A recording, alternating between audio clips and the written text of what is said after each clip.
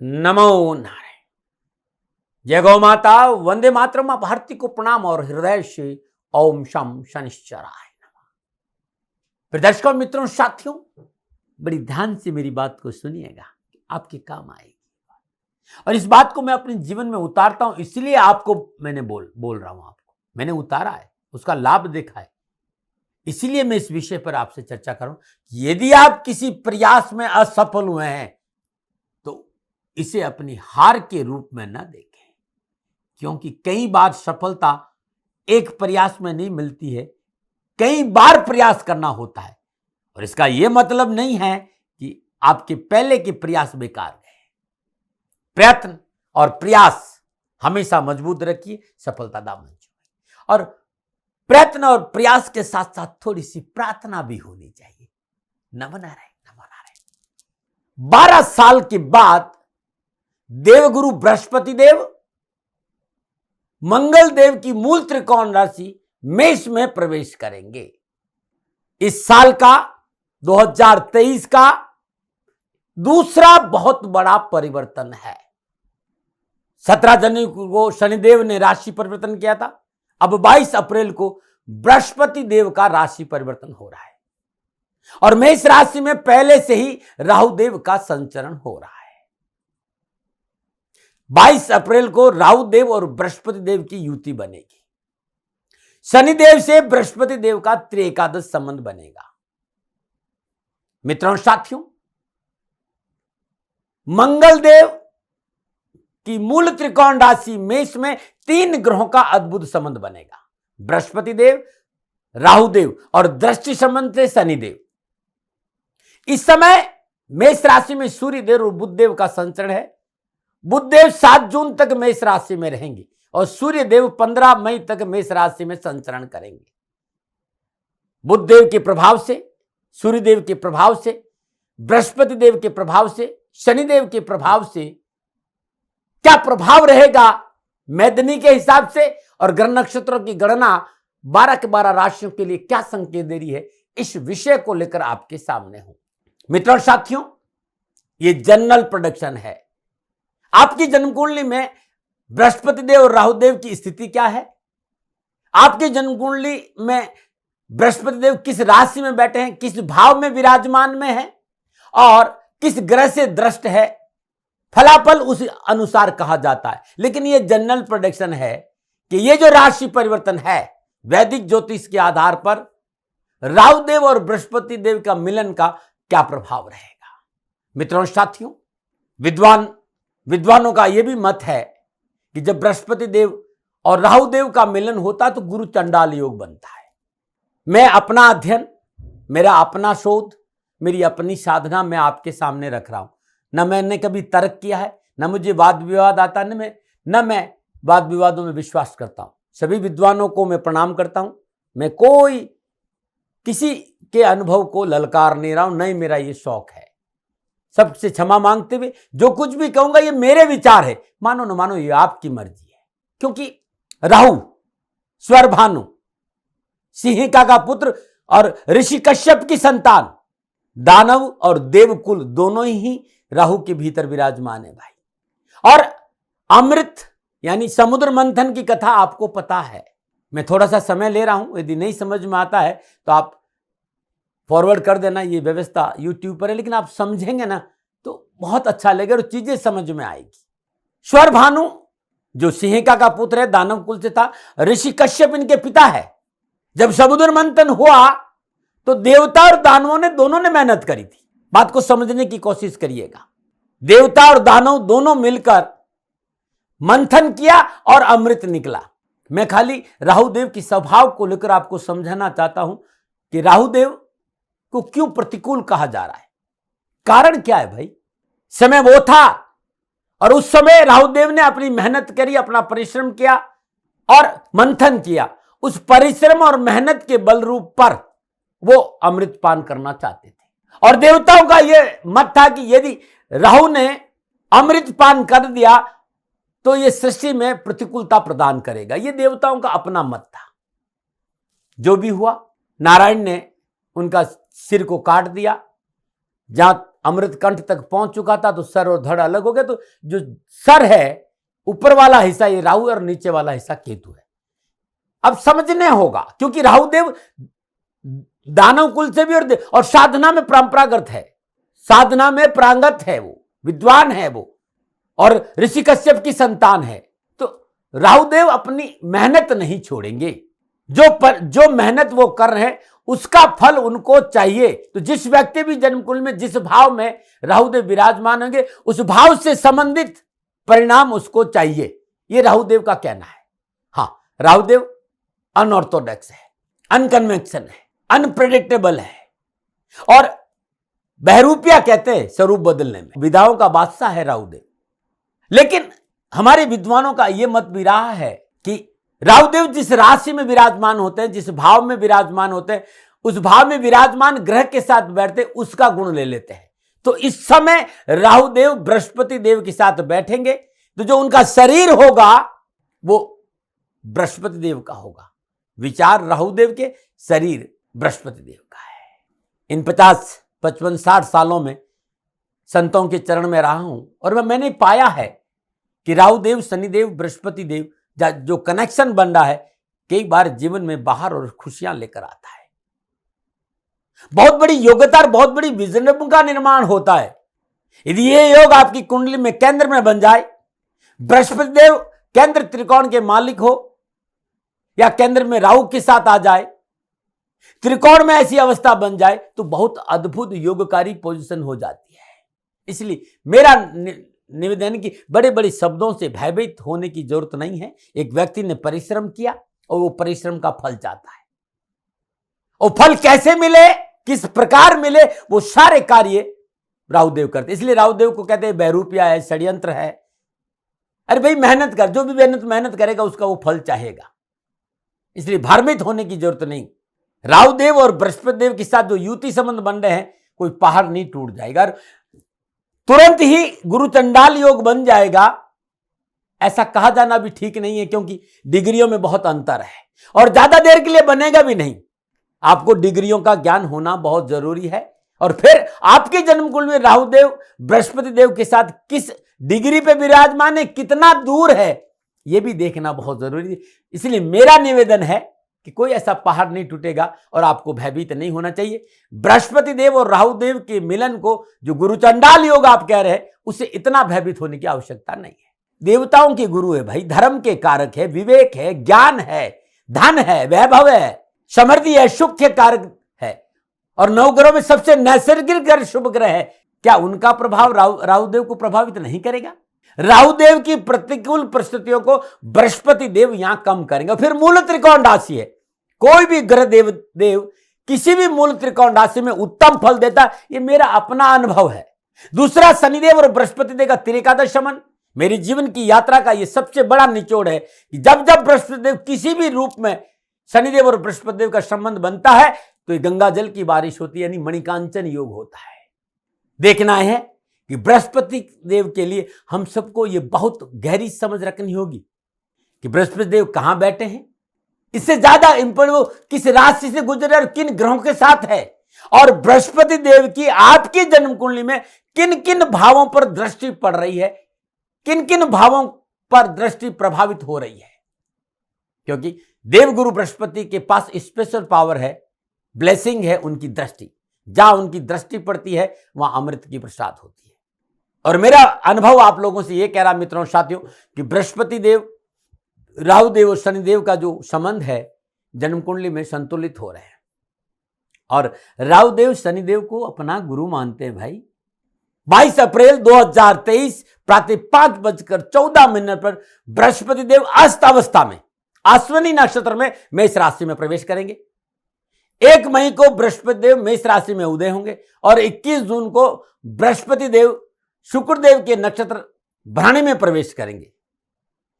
4 सितंबर को बृहस्पति देव मेष राशि में वक्री होंगे। 26 नवंबर को पुनः अश्विनी नक्षत्र मेष राशि में वक्री अवस्था में प्रवेश करेंगे और 31 दिसंबर को बृहस्पति देव मार्गी होंगे। 4 सितंबर से लेकर 31 दिसंबर तक बृहस्पति देव वक्री रहेंगे। इसका क्या प्रभाव रहेगा ये मैं वक्री होने के 10 दिन पहले आपको बताऊंगा। आज मैं आपके सामने चर्चा करूंगा। बृहस्पति देव मेष राशि में संचरण कर रहे हैं, राहु से संबंध बनाएंगे। 30 अक्टूबर तक राहु देव मेष राशि में संचरण कर रहे हैं। तो जनरल में देखिएगा, व्यक्तिगत जन्म कुंडली अलग चीज है, लेकिन लगन के हिसाब से, आपकी राशि के हिसाब से 12 राशियों पर क्या प्रभाव पड़ेगा, इस विषय के आसपास रहना चाहता हूं। और फिर मैं एक बात जरूर कहूंगा कि बृहस्पति देव का देवादिदेव शनिदेव के साथ युति संबंध हो रहा है। ये 12 के 12 राशियों के लिए कुछ न कुछ लाभ जरूर देगा। शनिदेव अपनी मूल त्रिकोण राशि कुंभ में संचरण करे और 30 साल के बाद सबसे सर्वाधिक शुभ अवस्था में शनिदेव का संचरण है। तो जिनकी जन्म कुंडली में शनिदेव निजगत कर्मों की वजह से कहीं थोड़े बहुत प्रतिकूल भी है, तब भी इस समय शनिदेव आपको उत्तम फल प्रदान करेंगे, कुछ न कुछ लाभ जरूर देंगे। बृहस्पति देव देने को तैयार बैठे और शनिदेव का साथ मिल रहा है, तो मैं कहूंगा कि बृहस्पति देव होंगे दातार और शनि करेंगे माला माल। बृहस्पति देव आपकी खाली झोरियां भरेंगे, आपके कष्ट मिटाएंगे, घर में सुख शांति आएगी, क्योंकि बृहस्पति विद्या, ज्ञान, संतान, परिवार, सुहाग, सुख, धन, सुख समृद्धि के कारक है। साझेदारी में व्यवसाय संबंधी कार्यों का प्रतिनिधित्व करते हैं। और नवग्रह मंडल की बात करूं, गोचर की बात करूं, तो सर्वाधिक प्रभाव शनिदेव और बृहस्पति देव और राहुदेव का रहता है वार्षिक राशि फल में। ये दोनों ही ग्रह अच्छी स्थिति में, पूरे विश्व में अमन, चैन, शांति रहेगी। एक महत्वपूर्ण बात और कहना चाहता हूं कि दोनों ग्रहों की 3 पूर्ण दृष्टियां है। बृहस्पति देव की 5, 7 और 9 है और शनिदेव की 3, 7 और 10 है। मानव जीवन पर देवगुरु बृहस्पति का अपना एक प्रभाव है। जीवन के सुख, स्वास्थ्य, समृद्धि, सकारात्मकता बिना देवगुरु बृहस्पति की कृपा से नहीं मिल सकता। यदि हम लोगों की जन्म कुंडली में बृहस्पति देव अनुकूल है तो हमारी जीवन की गाड़ी सुगमता से अपनों के साथ आगे बढ़ जाएगी, जीवन में अनुकूलता आएगी, जीवन की उत्तरी पटरी पुनः पटरी पर आने लगेगी। 2023 कैरियर, कारोबार, परिवार, स्वास्थ्य, शिक्षा, समाज, राजनीति, सेवा, विवाह, यात्रा, इस हिसाब से यदि शुभ विराजमान तो अनुकूल फल मिलेंगे। कैरियर, कारोबार, शिक्षा संबंधी कार्यों में गति आएगी। मित्रों, साथियों, राशिफल पे आ रहा हूं, लेकिन याद रखिएगा मूल त्रिकोण राशि में कोई भी ग्रह देवता प्रतिकूल फल प्रदान नहीं करता है। और मेष राशि मंगल देव की मूल त्रिकोण राशि। लेकिन मित्रों, साथियों, मैदनी ज्योतिष को ध्यान से समझे, कुछ बातों को समझना बहुत जरूरी। बृहस्पति देव 9वीं और 12वीं राशि के स्वामी और काल पुरुष की कुंडली में धर्म और 12वें भाव का स्वामी, यानी धर्म और व्यय भाव के स्वामी बृहस्पति देव है। सूर्यमंडल की पहली राशि बृहस्पति देव, उस राशि से राहुदेव के साथ संचरण करेंगे।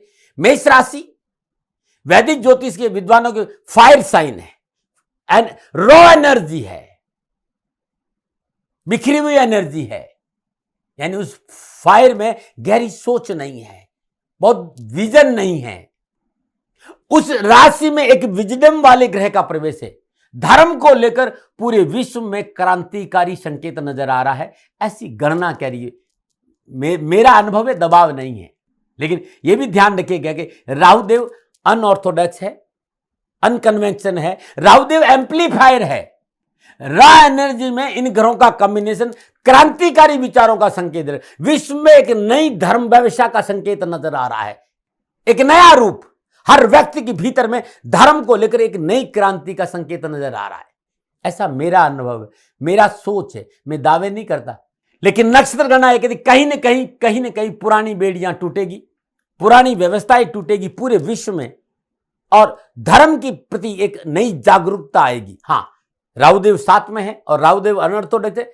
मैं देश के निर्माणकर्ताओं से मेरा निवेदन जरूर रहेगा कि राष्ट्र हित में शब्दों का चयन अच्छा होना चाहिए। धर्म को लेकर शब्दों का चयन यदि उचित नहीं हुआ तो परेशानियों का संकेत भी है।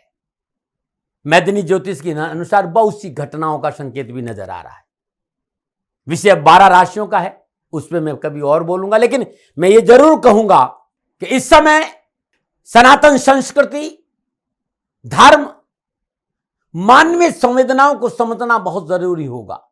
शासन इसको लेकर बहुत सतर्क रहेगा और शासन भारतीय संस्कृति को कैसे बढ़ावा मिले पूर्ण प्रयास करेगा, क्योंकि बृहस्पति देव ये उन्हें करने के लिए मजबूर भी करेंगे, क्योंकि बृहस्पति देव का प्रभाव है कि धर्म की ज्योत फलेगी, धर्म प्रभावशाली रहेगा।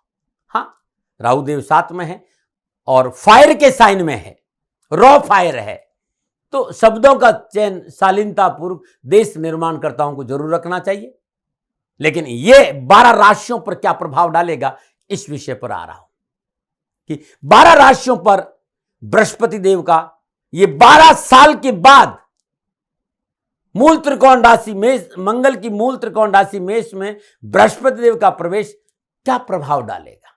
याद रखिएगा मित्रों और साथियों, व्यक्तिगत जन्म कुंडली को देखने के लिए आपके सभी ग्रहों को भी देखा जाता है, लेकिन लगन और राशि के हिसाब से बहुत हद तक ये बातें आपके लिए सटीक रहेगी। ये जो राशिफल है आपके नाम राशि, आपके लगन के आधार पर भी है। आप लगन से भी देख सकते हैं और राशि से भी देख सकते हैं, लेकिन सटीक राशि पर आता है। उसके साथ साथ ये जो राशिफल है पुरुषों के लिए भी है, महिलाओं के लिए भी, बुजुर्गों के लिए, बच्चों के लिए भी है। और विचार मेरे हैं और मैं प्रजापिता ब्रह्मा नहीं हूं, न मैं हथेली में सर से उगाता हूं, मैं अपना अनुभव रखता हूं राष्ट्र हित में। मानो न मानो यह आपकी मर्जी। और सेकंड उपनयन का अधिकार आपके पास था, आपके पास है और आपकी के पास रहेगा, मैं हमेशा कहता हूं। अब मैं बात करूंगा मकर राशि कि मकर राशि वालों के लिए बृहस्पति देव का मंगल देव की मूल त्रिकोण राशि मेष में संचरण का प्रभाव क्या रहेगा। बृहस्पति देव अपनी राशि परिवर्तन कर रहे हैं और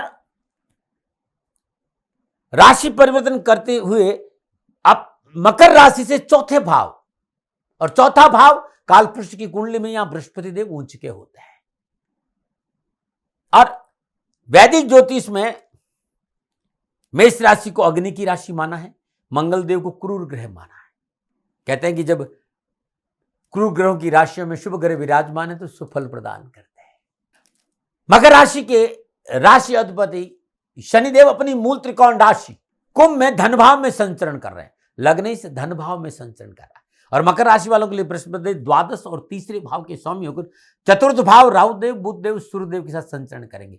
और बृहस्पति देव पंचम पूर्णदशी से अष्टम भाव में विराजमान मित्र राशि सिंह को देखेंगे। और चौथा भाव 12वां से चौथा, 12वां मोक्ष है, 12वां से 5वां चौथा मोक्ष है और चौथे से 8वां मोक्ष भाव है। सप्तम दशा से दसम भाव में तुला राशि को देख रहे हो, नवम दशा से द्वादश भाव में स्वराशि धनु को देख रहे हैं। अब ये जो गणनाएं हैं, इन गणनाओं का प्रभाव कैरियर और कारोबार, परिवार, विवाह, समाज, स्वास्थ्य, यात्रा, इन सब पर क्या रहेगा, इस विषय पर आ रहा हूं। दसम भाव आपका कैरियर है, कामकाज है। बृहस्पति देव अपनी पूर्ण सप्तम दशा दसम भाव को देख रहे हैं। मकर राशि वालों के लिए यह समय शुभ फल देने वाला है। नवीन योजना में प्रयत्न से सफलता प्राप्त होगी। यह समय पूर्ण सफलता देने वाला है। विशेषकर आय के साधनों में अनुकूल परिवर्तन होगा। समाज में आपका वर्चस्व बढ़ेगा, मार्केट में आपकी साख बढ़ेगी। आपकी कार्यशैली की शत्रु भी प्रशंसा करेंगे और व्यवसाय में लाभ होगा। लेकिन आपको जगाना होगा, अवसाद से बाहर आना होगा, व्यर्थ के भय भ्रम फॉल्स इल्यूजन से बाहर आना होगा। जो व्यर्थ का आप भ्रम पाले बैठे हो कि मैं बीमार हूं, मैं कुछ नहीं कर सकता, जो एक तरह का आलस्य प्रमाद आपको घेर रखा, ये पर्दा उठाइए, साहस उमंग उत्साह के साथ आगे बढ़िए। सफलता आपका दामन चूमेगी, सफलता आपका दामन चूमेगी। व्यवसाय में आ रही अनावश्यक परेशानी से मुक्ति मिलेगी। लाभ वृद्धि के एक से अधिक साधन उपलब्ध होंगे। वाद विवाद, कठिन संघर्ष से राहत महसूस होगी। प्रॉपर्टी सेल परचेज का अच्छा मौका मिलेगा और प्रॉपर्टी खरीद में भी और बेचने में भी, दोनों में आपको लाभ मिलेगा। पुरुषार्थ का स्वामी शुक्र भाव में संचरण कर रहा है। अपनी हॉबी को अपना प्रोफेशन बनाने के बारे में सोचिए। जिस काम के आप जानकार हैं वही आपका प्रोफेशन है और उसमें आपको सफलता मिलेगी। आपका पैशन और आपका पैशन जो आपका है, इस समय आप उस अपने पैशन को फॉलो करते हैं तो सफलता दामन चूमेगी, शत्रु कमजोर पड़ेंगे।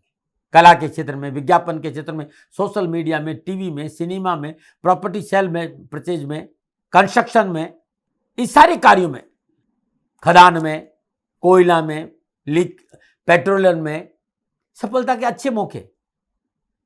जिन चीजों के लिए आप पिछले कई वर्षों से परेशान थे, लालच थे, इस समय ये सारी वस्तुएं बृहस्पति देव की कृपा से आपके पास आने वाली। बस आपको जगाना है। हनुमान जी वाली बात नहीं, वो समुद्र लांघ सकते थे, लेकिन जामवंत जी ने कहा कि जाग जाओ। आपसे मित्र मैं कह रहा हूं, आप जागो, कोई परेशानी आपके पास है। क्योंकि आते हैं लोग मेरे पास के साहब मकर राशि के स्वामी शनि देव, अब तो हमको तो कुछ हो ही, अरे होगा भाई, हारिए ने हिम्मत विसारिए ने राम, प्रभु श्री राम को मत भूलिए, अपने प्रभु को मत भूलिए और हिम्मत मत हारिए, सफलता आपका दामन चूमेगी साथी। हर कुछ वो सब कुछ मिलेगा जो आपको मिलना चाहिए। आर्थिक पक्ष की बात करूं, धन की बात करूं तो आर्थिक पक्ष मजबूत होगा, इनकम आएगी, धन आएगा, विदेशों से धन प्राप्ति का योग भी है और कहीं से रुका हुआ धन भी आपको अचानक प्राप्त होगा, ऐसा संकेत भी है। धन लाभ कार्य में उन्नति के अच्छे अवसर मिलेंगे। साथ ही धन खर्चों की लिस्ट भी तैयार है भाई, धन के खर्चों की आने की कोई कमी, लेकिन जाने की भी लिस्ट तैयार है आपके लिए, तो उसमें थोड़ा ध्यान। एक और बात कहना चाहता हूं, कई बार आप क्या करते हैं कि आप शॉर्टकट आ जाते हैं, बस धन कमाने के शॉर्टकट रास्ते से बचिएगा। और एक बात पुनः याद दिलाओ, कान के कच्चे मत रहिएगा, लोग आपका फायदा उठाते हैं मेरे मित्र, आपकी योग्यता, आपका काम करने का तरीका, ना जाने कितने परिवार आप बसा देते हैं। लेकिन कई बार लोग निजी स्वार्थ के आप के कारण आपके कान भरते और आप सुन लेते। मैं जानता हूं, मेरा यह अनुभव है, क्योंकि इतने वर्षों से इस राशि के साथ काम कर रहा हूं, मैं 12 के 12 राशियों के साथ जीता हूं, मैं अनुभव कर, जो अनुभव होता वही शेयर करता। तो धन कमाने के शॉर्टकट तरीके और अकारण क्रोध और कान के कच्चे मत रहना, धन तो आएगा, शॉर्टकट से बचेगा। शॉर्टकट आपको मुसीबत में डाल सकता है। और स्वास्थ्य को लेकर समझौता मत करिए, क्योंकि स्वास्थ्य संबंधी मामलों पर धन खर्च नजर आ रहा है। परिवार के वयोवृद्ध सदस्य और पारिवारिक सदस्यों का स्वास्थ्य भी आपको खर्चे का संकेत दे रहा है। स्वास्थ्य संबंधी तकलीफों पर धन खर्च का संकेत मुझे नजर आ रहा है, ध्यान दें। दूसरा, विवादित प्रॉपर्टी में इन्वेस्टमेंट मोटा नुकसान देगी। लोग क्या करते हैं, आपको साथ ले लेंगे, आपका पैसा लगा देंगे और वो पीछे हट जाएंगे। तो ऐसी कोई प्रॉपर्टी जो विवादित हो उसमें आप पूंजी निवेश मत करिए। कहीं कि भाई मैं साथ खड़ा हूं, पैसा तुम लगा, मेहनत मेरी, मैं विश्वास करिए काम भी बनेगा और धन भी आपको मिलेगा। और यदि आपने ध्यान नहीं लिया तो सरकार से हानि हो सकती है, इसमें सावधानी बरतें। वैसे कुल मिलाकर मैं बात करूं तो आर्थिक पक्ष, कैरियर, कारोबार के मसले आपके लिए उत्तम लाभ का संकेत दे रहे हैं। यदि मैं समाज और परिवार की बात करूं तो समय बहुत अनुकूल है। घर परिवार का वातावरण खुशियों से भरा रहेगा, पारिवारिक सदस्यों का आपसी तालमेल बढ़ेगा और कोर्ट कचहरी के मसले हल होंगे। भूमि भवन वाहन की प्राप्ति का योग भी है। कानूनी मसले में आप विजय होंगे और नई प्रॉपर्टी खरीदने की ओर आपका रुझान होगा। और ये जो नई प्रॉपर्टी आप खरीदेंगे इसका लाभ बहुत मिलेगा। मैं आपके जीवन साथी की बात करूं, आपके वैवाहिक जीवन की बात करूं तो वैवाहिक जीवन सुखमय रहेगा, लेकिन फिर भी व्यर्थ की बहसबाजी, वाद विवाद, कटाक्ष, इससे बचना चाहिए, क्योंकि जीवन साथी आपको पूर्ण सहयोग प्राप्त देगा। इस समय वैवाहिक दृष्टिकोण से बहुत अनुकूल है। वैवाहिक समस्याओं का निवारण होगा और आप अविवाहित है तो शादी विवाह संबंधी चिंताओं से मुक्ति मिलेगी। संतान पक्ष पर आपको ध्यान रखना होगा और कॉन्फिडेंस संतान को लेकर रहे ना तो संतान पक्ष आपको अंधेरे में रख सकता है, इस पर थोड़ा सा ध्यान दीजिएगा। बात में युवाओं और विद्यार्थी की करूं, युवा और विद्यार्थियों के लिए बृहस्पति देव का ये जो राशि परिवर्तन बहुत अच्छा रहेगा, मेहनत का पूरा फल मिलेगा। युवा वर्ग के समय मनन को सफलता देने वाला होगा, परिवार और मित्रों का सहयोग मिलेगा, समय का लाभ उठाना चाहिए। शिक्षा में किया गया परिश्रम सुफल प्रदान करेगा, परिश्रम का पूर्ण फल मिलेगा, अध्ययन में रुचि बढ़ेगी, प्रतियोगी परीक्षा में अनुकूल परिणाम प्राप्त होंगे, पारिवारिक सदस्यों का शिक्षा और कैरियर में पूर्ण सहयोग मिलेगा। मनन को स्कूल कॉलेज दाखिले के लिए भी समय अनुकूल है और नौकरी व्यवसाय को लेकर भी उत्तम अवसर मिलेगी। नई जॉब मिल सकती है, जॉब में प्रमोशन हो सकता है, आर्थिक पक्ष सुदृढ़ होगा, देश विदेश से अच्छे कार्य संबंध भी आपके बन सकते हैं। मैं आपके स्वास्थ्य की बात करूं तो स्वास्थ्य के दृष्टिकोण से समय पूर्णतः आपके लिए स्वास्थ्य सावधानी का संकेत दे रहा है। यदि हाई बीपी है, हार्ट की कोई प्रॉब्लम है, छाती संबंधी कोई तकलीफ है, शुगर है, किडनी है, नर्वस सिस्टम है, गहरी सोच से आपको बचना चाहिए, फॉल्स इल्यूजन से आपको दूर रहना चाहिए, आपको गहरी नींद लेना चाहिए और चिकित्सा में लापरवाही नहीं करना चाहिए। और यदि आपकी उम्र 60 वर्ष से अधिक है तो अपने स्वास्थ्य पर विशेष ध्यान देना है। यात्रा के दृष्टिकोण से बृहस्पति देव का यह संकेत है कि यात्राएं है, यात्रा आप दूर नजदीकी यात्राएं आप करते रहेंगे। देश विदेश से भी कारोबारी यात्राओं का संकेत नजर आ रहा है। और विदेशों का मतलब होता है जहां आपकी भाषा बदलती है, जहां आपका खान पान बदल, आपका रहन सहन बदल। विदेशों का मतलब नहीं कि आप अमेरिका चले जाइए। देखिए, भाषा ज्योतिष को ने समझना होगा, जहां आपकी भाषा, आपकी भोजन और आपकी वेशभूषा बदलती वही विदेश है, पहले उसी को माना जाता। तो देश विदेशों से कारोबारी यात्राओं का संबंध भी अच्छा है और यात्रा बड़ी लाभदायक भी है, यात्रा ठीक है। लेकिन आप स्वयं वाहन चलाकर लंबी यात्रा नहीं करें तो अच्छा रहेगा और यात्रा में थोड़ी सी सावधानी बरतनी चाहिए। बृहस्पति देव का ये जो राशि परिवर्तन है वो आपके लिए विशेष किस बात का संकेत दे रहा है? एक्चुअली आप क्रिस्टल क्लियर व्यक्ति है, आपका किसी चीज पर या अपने मत पर अड़ जाना ये आपका स्वभाव है। आपको लगता है ये आदमी गलत है, आप उसके साथ नहीं जाएंगे। लेकिन यदि वो व्यक्ति आपको अंधेरे में रहकर पुनः आपके साथ लेके आ जाता है और आपको पता चल जाता है, तब आप उससे दूर हो जाते हैं। इस बार आपको एक बात ध्यान रखना है कि आपको इस बृहस्पति की राशि परिवर्तन में अपनी थॉट प्रोसेस को नेगेटिव नहीं रखनी और कानों के कच्चे नहीं, लोगों की सुनी सुनाई बातों पर आपको निर्णय नहीं लेना। जिससे भी आपको परेशानी है आप उसके साथ बैठिए, उसके साथ अपने विचार रखिए और विश्वास करिएगा यदि कानों के कच्चे नहीं रहे तो ये साल आपको धन देगा और आपकी परेशानी से आपको मुक्ति दिलाएगा। बिना कारण निराशा के भाव स्वास्थ्य प्रतिकूलता देगा। निराशा को अपने ऊपर हावी नहीं होना और भौतिक सुख सुविधा पर ज्यादा खर्च नहीं करना, इससे कर्ज बढ़ेगा, जीते उतारने में मुश्किल होगी, इस बात का भी ध्यान रखिएगा। अब आप क्या उपाय करें? देख भाई, मकर राशि वालों से मैं कहना चाहूं कि नीलांजनम समाभासम रविपुत्रम यमाग्रजम छायामार्तम शंभुतम तम नमामि शनिश्चरम, ये मंगलकारी शन। सूर्यपुत्रो दीर्घदेही विशालाक्षा शिवप्रिया मंदाचार प्रश्नातम पीड़ा हरतम वैशने, यह अद्भुत मंत्र आपकी सारी पीड़ाओं से आपको मुक्ति देगा। या ओम ह्रीम सूर्यपुत्राय क्लीं कृष्णाय नमः, इस मंत्र का सूर्य उदय से पहले ब्रह्म मुहूर्त में नहा धोकर के शुद्ध वस्त्र धारण करके सरसों का तिल का दीपक जलाई और श्रद्धानुसार इन मंत्रों का जाप पूरे साल करिएगा, सफलता दामन चूमेगी। हृदय आदित्य स्रोत, आदित्य हृदय स्रोत, कामों में सफलता के लिए आदित्य हृदय स्रोत का 7 पाठ करने के बाद आप भगवान सूर्य को जल अर्पित कर देना, अद्भुत रहेगा। भगवान शिव की उपासना करें, भगवान शिव की उपासना आपके लिए उत्तम रहेगी। गरीब बच्चों को पढ़ाई को वस्त्रों का दान देना भी आपके लिए शुभ रहेगा। गंगा स्नान महीने में एक बार जरूर करें। आप हर गुरुवार को गुड़ केला चना बंदरों को, गायों को, गरीबों को बांटिएगा, आपके लिए उत्तम रहेगा। कैरियर, कामकाज, कारोबार, नौकरी, व्यवसाय में धन प्राप्ति के अच्छे अवसर मिले, उसके लिए 7 मुखी रुद्राक्ष 2 दाने, 3 मुखी रुद्राक्ष 2 दाने, 10 मुखी रुद्राक्ष 2 दाने और 13 मुखी रुद्राक्ष 1 दाना गले में धारण करना आपके लिए उत्तम रहेगा। फिर दर्शकों, मित्रों, साथियों, नक्षत्र गणनाओं के आधार पर बृहस्पति देव का यह राशि परिवर्तन मकर राशि वालों के लिए क्या फल देगा, ये नक्षत्र गणनाओं के आधार पर यह आंकलन मेरा निजी था। न भय, न भ्रम, न भ्रांति, न विवाद, न तर्क, शक, न उपनयन का अधिकार आपका था, आपका है और आप ही का रहेगा। मानो न मानो, ये आपकी मर्जी, मेरा दबाव कभी नहीं रहा है। हाँ, कोई मेरे से भूल हो गई हो तो दोनों हाथ जोड़कर क्षमा मांगता हूं। आप सुखी रहें, आप स्वस्थ रहें, समृद्धिशील रहें, शनिदेव के चरणों में मेरी प्रार्थना। ओम नमो नारायण। राजस्थान का हर व्यक्ति जानता है कि दाती महाराज गायों से बहुत प्यार करते हैं, बेटियों से बहुत प्यार करते हैं। हजारों सैकड़ों बेटियों के लिए, जीवन के लिए मैंने अपना संपूर्ण जीवन दिया है और ये मेरा शौक था, मेरी राष्ट्र की धरोहर थी और ये करना मेरा कर्तव्य और कर्म था। मैं आपको किसी वजह से नहीं सुना रहा हूं, बस खाली बता रहा हूं कि ये मेरा जीवन का लक्ष्य रहा है। मनुष्य हूं और मानव होने के नाते मेरा कर्तव्य है कि मैं अपनी राष्ट्र की सेवा करूं। मैं इस राष्ट्र का नागरिक हूं। 30 सालों से मैं बेटी बचाओ और गौ सेवा में अपना जीवन इस राष्ट्र के साथ लगाया है। वर्तमान परिस्थितियां आर्थिक दृष्टिकोण से मेरी अनुकूल नहीं है। धन नहीं मांग रहा हूं कि मुझे आप पैसे दीजिए, नहीं, पहले भी कभी नहीं मांगा और अब भी मैं नहीं कह रहा हूं और ये मेरा अहंकार नहीं है, क्योंकि धन को लेकर मैं राष्ट्र के सामने कभी नहीं आया था।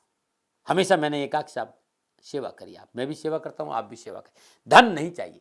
लेकिन वर्तमान में जो आर्थिक परिस्थिति हैं वो मेरे को ये कहने के लिए मजबूर कर रही है कि सन्निधान गौशाला की गायें दुखी नहीं रहे, इसके लिए मुझे आपका सहयोग चाहिए और सहयोग के लिए मैं स्वयं आपके साथ खड़ा हूं, आपकी समस्याओं के समाधान के लिए।